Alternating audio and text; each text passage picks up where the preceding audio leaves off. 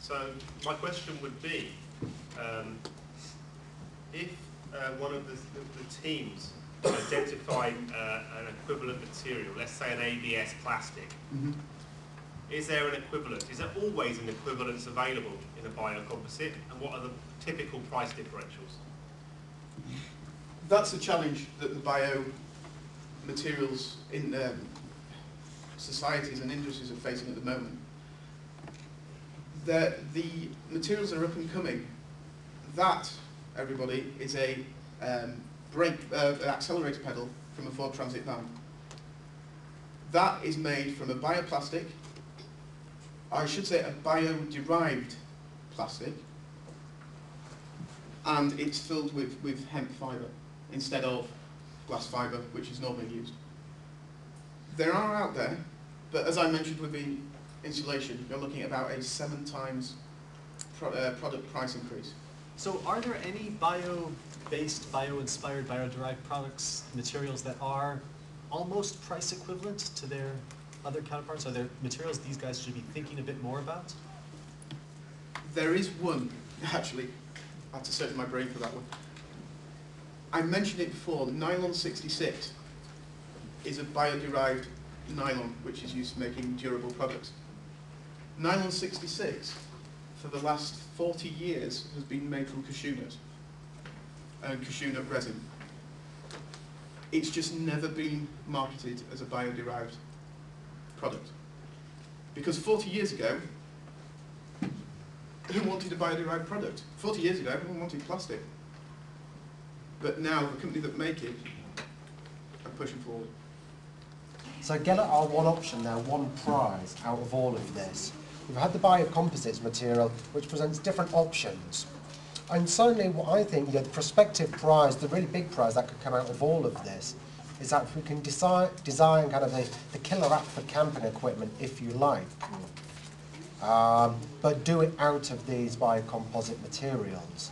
I remember, although when they're talking about the price of this being perhaps even 7 times as high, that's only for the raw material. We don't actually know how much that would affect the rest of the manufacturing cost. That's something that business people can help with. That's kind of part of their role. We'll help contribute to it. But it does give us a lot of options. I mean, I just love the idea of making ski boots out of cashew nuts.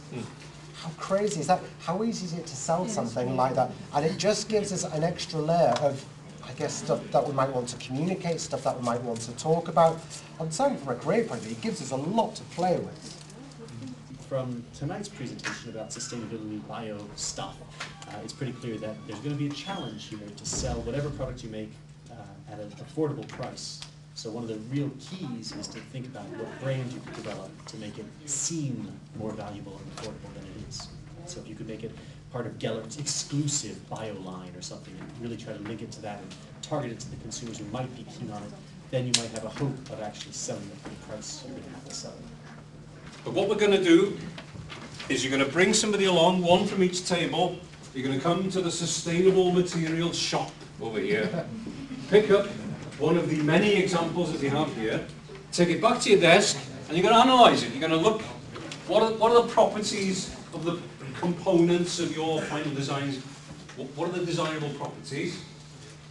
And you're going to try and measure those properties then against the myriad different materials that Graham here's got. Regular flax, softer, flax resin.